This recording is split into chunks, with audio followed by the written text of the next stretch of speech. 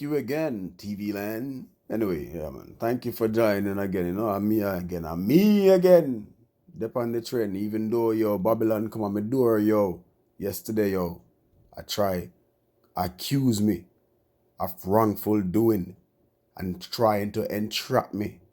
But you know, I stood my grounds, remain calm, show respect, have faith, and defeat the beast. You see it? So anyway, get back into the reading. All right, so El Salvador's Bitcoin policy could lead the change in global monetary systems by Simon Dixon. Simon Dixon, El Salvador's Bitcoin strategy will help the country get out of the fiat-based Ponzi scheme debt mechanism that the IMF created. Remember, guys, that this is not financial advice. This is just me showing you how I research my information when it comes to selecting the right cryptocurrency. So any news around the industry and use cases, I love to read and pick up on. Enough time while I'm reading, I'll click on a link and it will send me to an article that I have audio, and I love those ones. I can just sit back and relax. But sometimes, and as I said, towards another reason why I'm doing this too as well, is to help with my vocabulary. I kind of fell off a little bit. I am a writer. I'm a poet. I love writing and language, and I just thought that this is a great idea to read and share, how I get my information. So, anywho, be patient with me, guys. If I mess up, it's okay. I am recording live, and yeah, things happen, right?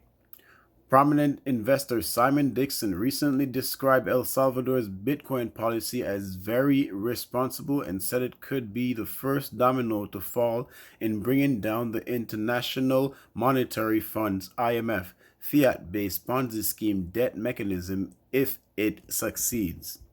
Dixon summarized the world's financial history to highlight that every financial crisis has led to countries falling into debt, which turn all their economies into over-leveraged systems. On the other hand, Bitcoin behaves as independent equity that can provide great returns. On a macro scale, investing in Bitcoin can provide a way out of the IMF's leveraged debt cycle for countries. Dixon said, betting a percentage of a country's future, I believe it is a complete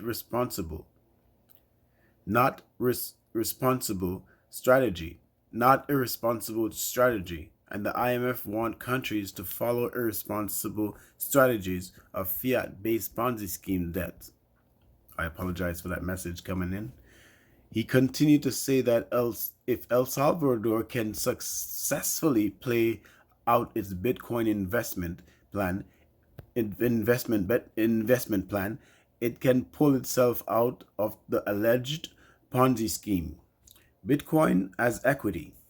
Dixon described investing in Bitcoin as the leveraging movement away from debt to equity, he said. By equity, I mean, I was deep in debt trying to create a bank, and then Bitcoin treated me well.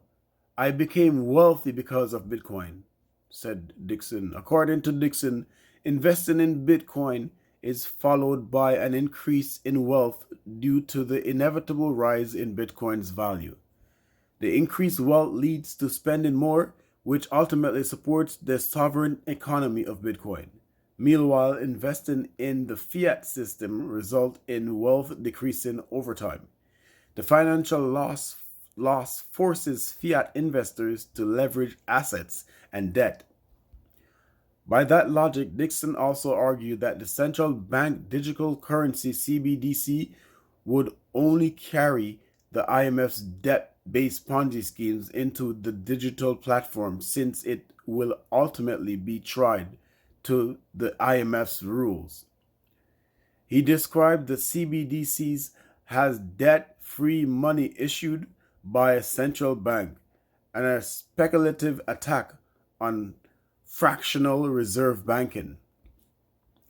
Following El Salvador to get out of IMF's Ponzi scheme, Looking at the historical milestones and the present financial system situation, Dixon said that countries would borrow from the US, the IMF, or China to fund their nations. Moreover, even though a government chooses to borrow from the US or China, it it it it will still be borrowing fiat money, which is ultimately tied to the control of the IMF.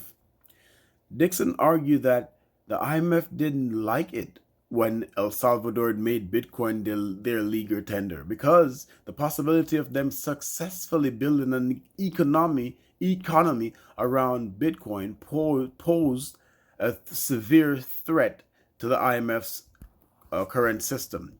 Dixon said, if El Salvador succeeds, this is a big problem for the business model of the IMF.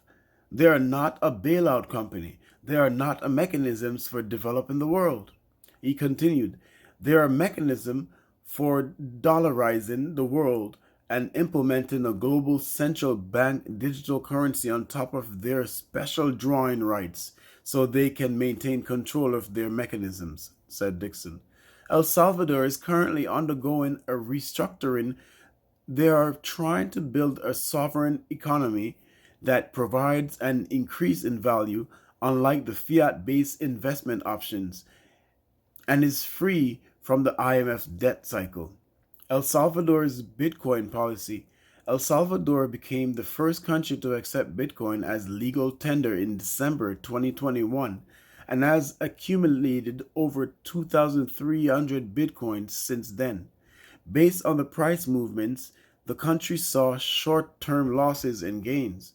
The IMF has been against El Salvador's decision to adopt Bitcoin as a legal tender.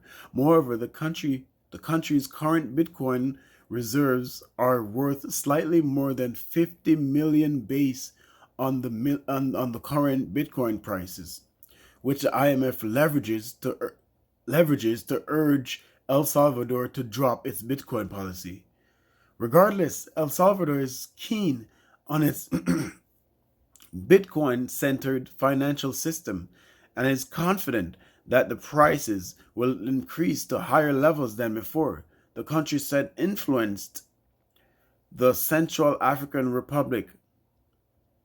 The country also influenced the Central African Republic, CAR, into adopting Bitcoin as legal tender.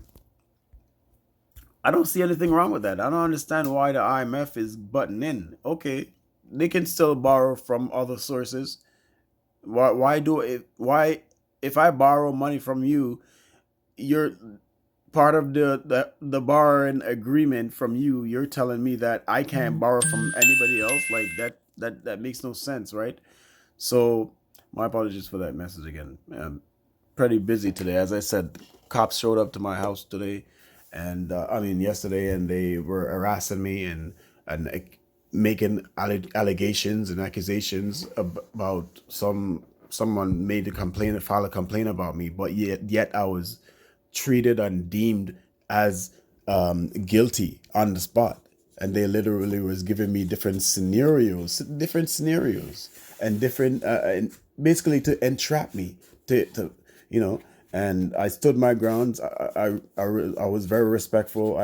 Even though I was nervous, I remained calm. The cop was yelling, he was sweating, he was embarrassing himself, embarrassing me, embarrassing his partner and my guests.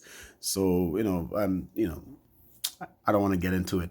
Just wanted to share a little bit because sharing is caring, and sometimes venting helps. Venting helps. So guys, that's why my phone is blowing up today. And yeah, man, thank whoever is listening and watching this video right now. Don't forget to like and subscribe, please. I don't really ask for that, but that will really help the channel to grow and to see more, get to more people, and even to promote more people into reading. Anybody can do what I'm doing right now. Just take 5 minutes or 10 minutes of your day to do this. Hit the record button on your phone and go ahead and do it. You know what I'm saying? So anybody can do this. So guys, thank you. As I said, I always wanted to remain under 10 minutes. This is not financial advice. I'm just showing you guys how I find information and also to help with my vocabulary. Have a great day.